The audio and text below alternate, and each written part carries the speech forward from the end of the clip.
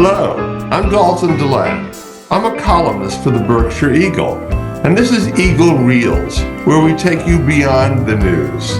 My guest, John Perreault, Executive Director of the Berkshire Humane Society. Welcome, John. Good afternoon, Dalton. How are you doing today? Good. Thanks so much for joining us. Oh, thanks for having me. Nationally, John, 6.3 million pets enter shelters every year.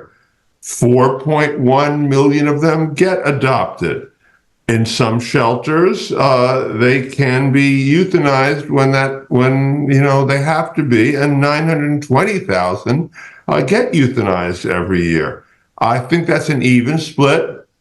Americans have dogs and cats, I think, in equal numbers, and perhaps you'll tell me, but shelters probably receive them that way too. Can you unpack the overall situation for us nationally, as well as any trends that are different where you are? Yeah, you know what? We look nationally, and there's a couple other statistics out there, and what animal shelters all across the country are trying to do, Dalton, is really look at statistics as a way to see where the problem really is and how to address it and how to attack it. And so we've, I think, worked nationally from a national level. Our local shelters have all tried to, we put our numbers into an organization called Shelter Animals Count, right? And so we can get some real statistics, but those statistics do vary depending on which study that you're looking at. But if you're really looking at the pet population right now, there's roughly about 471 million dogs that are kept as pets and about 370 million cats. And those are kept as pets, and 66% of all households have at least one pet, which is more than just a dog or cat, right? Someone could have a ferret or a rabbit and things like that. And we don't really talk a lot of times. Most of what we see and talk about are dogs and cats. But I think everybody out there should realize that many shelters have more types of animals other than dogs or cats. But according to the Humane Society of the United States, that there's 3 million animals that are really euthanized from the stats that I get in shelters every year, and that comes out to about 1 every 13 seconds. And out of that, they're estimating that 80% of those are dogs and cats primarily that are healthy, that there's just not another home out there. There's still what we would classify as pet overpopulation. In parts of the country, and if we break it down to like New England, for many, many years now, pet overpopulation really hasn't existed, right? We've done things like spaying and neutering, better animal control laws. And so for many, many years now, pre-COVID, our shelters weren't always full.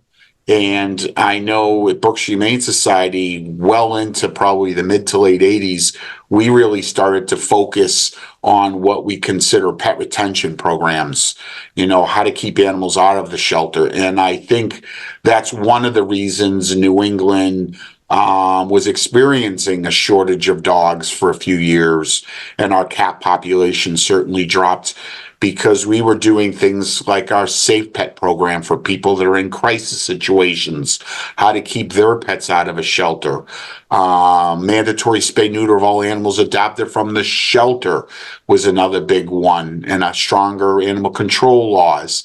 So these were all some of the initial programs, our pet food bank, that were helping keep animals in their homes and out of shelters. And then obviously COVID has hit. And as we're coming out of COVID, shelters in New England are experiencing something they hadn't experienced in a long time. And that's their local population booming.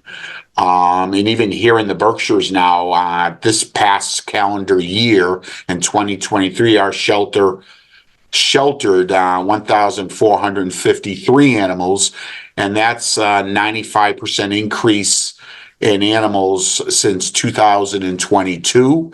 And I believe from 22 to 21, it grew by about 120 animals as well. So our local population certainly is increasing, keeping our shelters full. And a lot of that, everybody's always asking, geez, John, does that have to do with with people that got animals during COVID and then they go back to work and they just get rid of them again, and they only got them because they were home for a period of time. We haven't experienced, and that is some experiences around the country, but here in the Berkshires, that hasn't been our experience. We were really careful that when we did place animals in home, people understood that their lifestyle was going to change again, and to be prepared for that, and were they willing to make that commitment. So we really didn't see a lot of returns. We really did not. What we really saw, and it's just recently, I would say over the last 6 to 8 months, is that the economy coming out of COVID has really made an impact. People losing their apartments because of not paying their rent for so many months during COVID. So we've received a lot of animals due to evictions, lack of housing, the economy, people not being able to afford them anymore. And even if we were able to provide them with pet food or help them with some medical things, it was still more than what they could afford. So we have seen an increase, specifically in dogs. Our dog population or our dog adoptions are about steady, but our numbers are up a little bit. So again, we're really seeing a change in our local community and who's adopting dogs and who's not. Our shelter has a lot of pit bull and pit bull mixes that if you go into some of the hardest dogs to place, that certainly will be up there on that list. So we're experiencing a bit of that. And on the feline side, though, Dalton, the great thing is that our population of cats is certainly up, but our adoptions are soaring as well. So I think last year we placed about another 120 cats over what we had placed from the previous year. And so our cat adoptions are way up and things are going well on that front. But from our pet food bank is, again, as soon as we fill up our pet food, it is being emptied by people in need. So when we really look over pet overpopulation, we're starting to experience some of that here in the Berkshires. We still are a shelter that is able to find homes for every healthy and adoptable animal, but we are a socially conscious shelter. The old word for that was open admission, so we're not prejudiced. We'll receive any animal that comes to us, regardless of the condition of the animal, or the behavior of that animal. What you'll find is that our shelter, other than a dog or cat that's bitten within the past 10 days that needs to be quarantined, other than that, we would take in any animal that comes to us.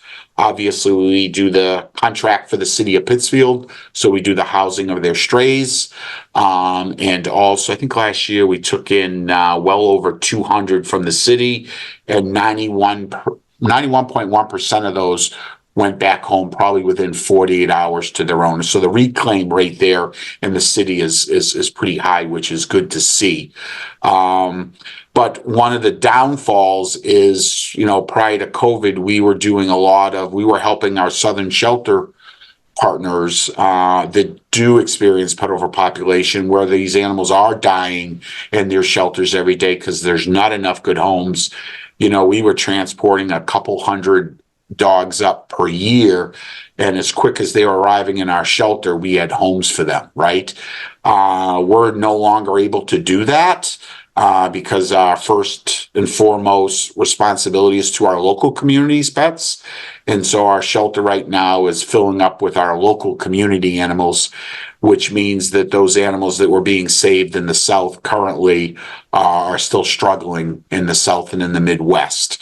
But our partners tended to be in Mississippi, Alabama, and Georgia. We had some shelters that we worked very closely with, along with the transportation from the ASPCA. So we had really a strong program set up there that on the moment is on hold. Hopefully someday we'll be able to get back to that. But when we're talking about trends, the trends in New England are trending back to probably the middle of the 90s and not the 2015s like we were experiencing as well. John, are you Are you seeing the paucity and cost of veterinary care as a factor? I've been hearing about this. Yeah. Not unlike healthcare for humans. It seems that, yeah, is that how much of a factor is that? That is probably one of the two biggest factors that we're seeing in regards to what we offer for programming right now. Coming out of COVID, we had this phenomenal relationship with our veterinary community that no one else in the country had what we had in. We had a great collaboration where they did all of our spays and neuters. When Berkshire Humane Society took over from the MSPCA January 1 of 1993, every single dog and cat was spayed or neutered by our local veterinarians, and we did that prior to putting those animals in their homes. And then COVID came, and spay neuter wasn't a mandatory or a surgery that was being performed at the time. And we had to start doing some contracts and following up on animals, and not having a veterinarian on staff, it made our work really difficult. And as we came out of COVID, the surgery appointments and the vet appointments that we had with our local veterinarians were really drying up for all good reasons. So many people had adopted animals during COVID and wanted to do the right thing by seeing them. Our veterinarians were overwhelmed. Got back from a Humane Society of the United States conference late last fall, and I was being told that about a third of all veterinarians in this country will be retiring over the next 3 to 5 years. And that with the present population that was graduating from the 32 veterinary schools in this country, that they're only going to replace about 10% of that third. And then on top of that, we were already short to begin with, right? So all of a sudden, Berkshire Humane Society had this great relationship with our local veterinarians. And it wasn't that our relationship went bad. We felt really bad for them. We tried to support them, but they just couldn't see us because they stopped seeing people. Most of them started taking in new clients. So the accessibility became a real problem, not only for the community, but for us. When we place 800-900 animals every single year, trying to get them spayed or neutered and keep them healthy was getting really difficult. So we started subbing out and having a veterinarian come in doing some relief work for us a few hours a week. That led to the closing. One of the things that's happened beside the death of Dr. John Reynolds from Pittsfield Veterinary Hospital, which was a huge hit for us because he was so supportive, was the closing of Allen Heights Veterinary Hospital on Dalton Ave. And at that time, we now realize we probably have to get into the veterinary arena for selfish reasons to take care of our, 1,500 animals we're taking in every single year, but to get our spays and neuters done. But also, we were getting calls from the community, Dalton, about, hey, you know what? I just adopted a dog from you, and no one is taking on new clients, or someone that's about to board their cat and needed a vaccination, couldn't get into their vet for 2.5 or 3 months. And at that point, we went into negotiations with the owners of Allen Heights, had a great working relationship with them. In February of this past year, we leased out that property, which was basically turnkey. We hired our first, and we did some relief veterinarians were coming in, doing basic wellness, just trying to see people that needed the basic stuff. In October, we hired our first full-time veterinarian, and the second week in December, we hired our second full-time veterinarian, and we're turning that wellness clinic into a wellness and urgent care. So we're going to start seeing more and more people that are having accessibility issues. And another big part of that is affordability issues. Not everybody can go into the veterinarian to get their annual exam and get their rabies vaccine, their blood tests, and everything else. It's up $350 to $400 to $450 now. And with the economy, not everybody can afford that. Now, I have to say, our veterinarians, fully in support of them. Their costs have gone through the roofs as well. To have a veterinarian is a very expensive venture to begin with. So these costs and what they're charging, it's not as though people are opposed to paying that, but a lot of people can't always pay it all at once, right? So a lot of the things we're doing in our veterinary clinic in regards to affordability is giving more options of how they can pay something over time and hopefully trying to keep those costs down as well. So we are now operating in December 28th, just last week, we closed and we're no longer leasing. We now own that property. And so the Berkshire Humane Society's wellness, we've never had one in our community. 2 years ago, if you asked me if I was interested in this, I would have said, no, we got a great working relationship with our veterinarians. What we have here works, until the day it didn't work. And again, it's not the fault of our veterinarians. They work a very long, hard day. They see as many people as they can, but at the end of the day, there's more people that would like to see them than what they can see. So there's definitely, when we're talking about that trend, Berkshire Humane Society, the two trends we see, people needing pet food assistance and also veterinary assistance as well. John, I think about 43% of pet owners prefer to adopt from shelter. I know our family has, and my extended family, but that's less than half. Anything you can tell us? So tell viewers who haven't. Right. I have been around and I've been working in the animal shelter field here in Pittsfield since 1984. And so when I first started, I could tell you, I believe it was 7% of people got their animals from animal shelters. So that it's up from 7% is a good thing. Obviously not high enough, but you know what? I'm realistic, and I realize there's some people that have a real passion for certain breeds, both feline and canine, and there's a reason why they want it, and they do their research. And you know what? We try and assist them by going to responsible breeders, right? And there's a website out there called PupQuest that will help you work through that as well. And I honestly think, Dalton, that more people want to adopt from shelters, right? And I have people that come in every day that are looking through our kennels and our feline areas that just don't see that day of what they want. On the feline side, I think it's probably even higher that people adopt from shelters because we have a large selection of colors and hair lengths and breeds and things like that.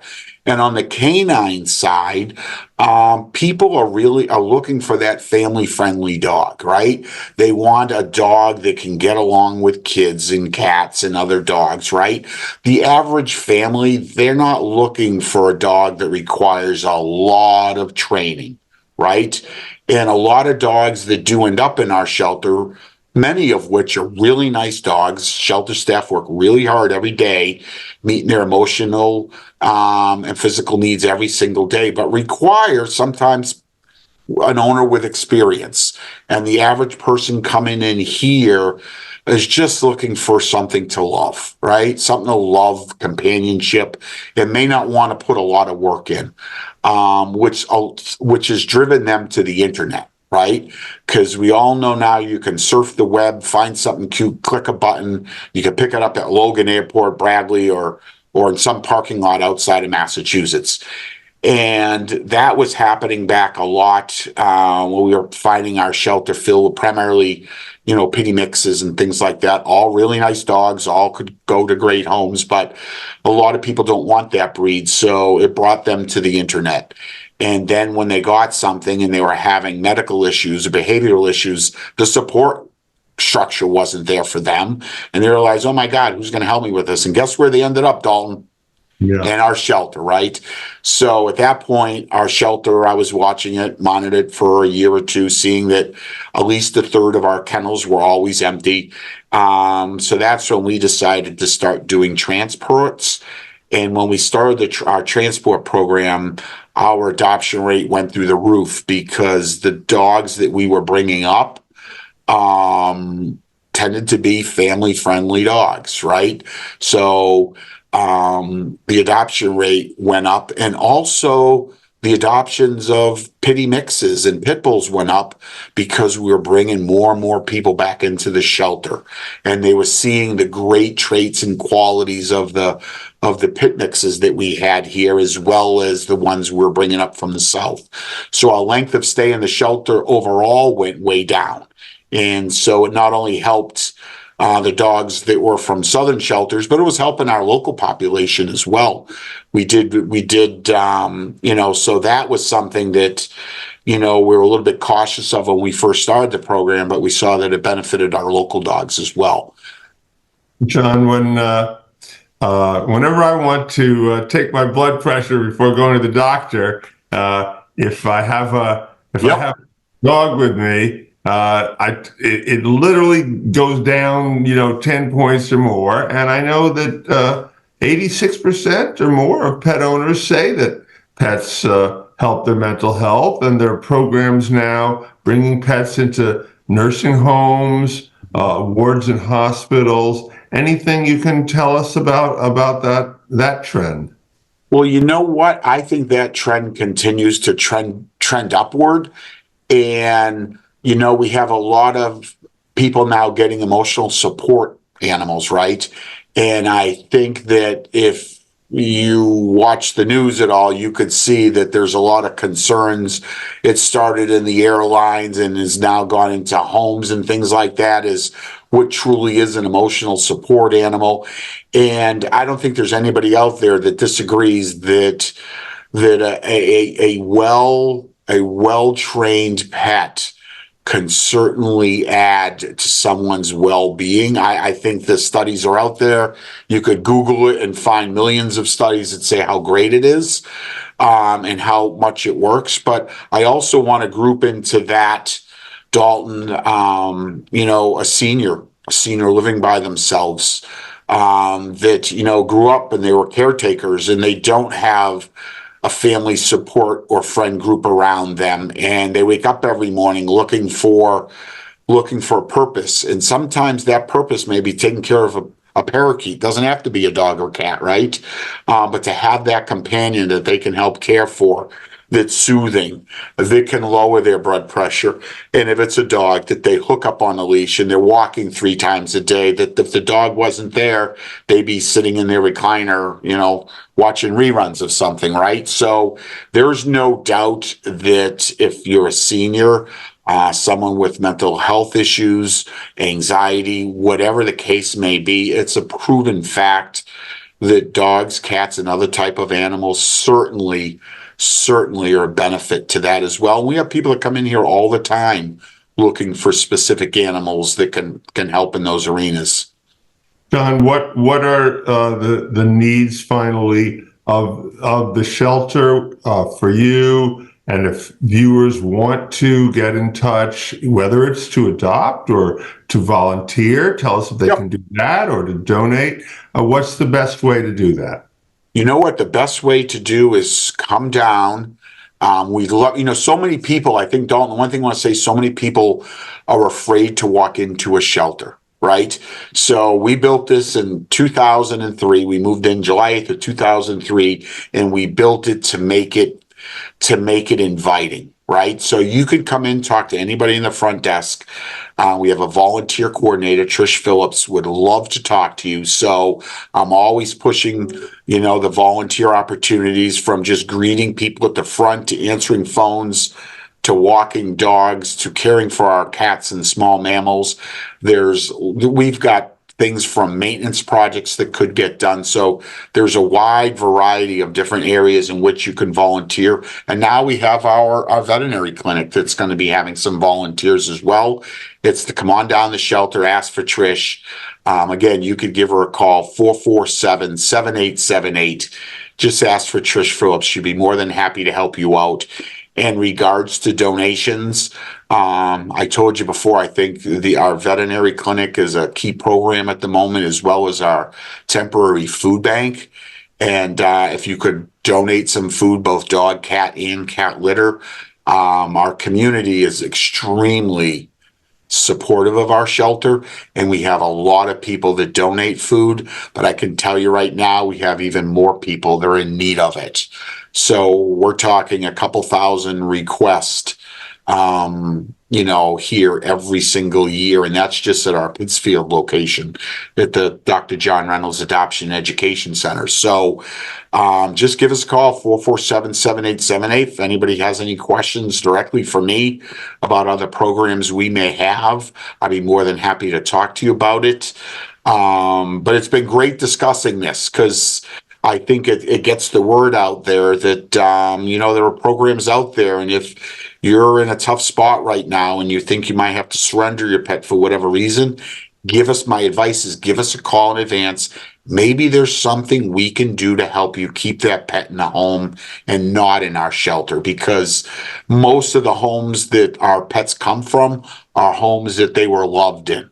Right. I think a lot of people think of people that surrender an animal or bad people, or how could they do that? But everybody has a different situation. There are things that come up. There's a reason why this shelter here exists. We don't judge. We try and meet people where they're at. But if you're having some difficulty right now, before things get too difficult, give us a call, and maybe we can help you through a problem to keep that pet in that home and out of our shelter. And I think moving forward, you're going to see more and more shelters across the country. Their plan is going to be helping people to keep those pets in the home and out of our shelters. John, it's been a pleasure talking to you. Thank you for the work that you do. It's so important, and it brings joy to my heart to hear you talk about it and what you're doing. You're one cool cat, John. Well, thank you very much. But you know what? I always say it takes a village, right? It takes a village. When I started in the early 80s, there was 3 employees and no volunteers, right? And now we have multiple locations. We now have our own, veterinary clinic. We have a satellite adoption and feline boarding facility in Great Barrington. We have our 2 catwalk locations. So, and we probably have averaging about 200 volunteers that do at least the minimum of a couple hours every single month. But I'll tell everybody out there, we could use more. We could use more, because the next couple of years are going to be trying for us. So the more the village can come together, the more we'll be able to help more animals. So that's my closing message. Thank you, John Perreault, Executive Director of Berkshire Humane Society. Viewers, you have your marching orders. And also, viewers, if you are already a subscriber to the Berkshire Eagle, thank you. And if you're not yet a subscriber, please consider becoming one. It's how we tell stories like this and talk to important people doing great work, such as this. I'm Dalton Delan, columnist for the Berkshire Eagle. See you next time in our pages and here on Eagle Reels. Thanks so much for joining us.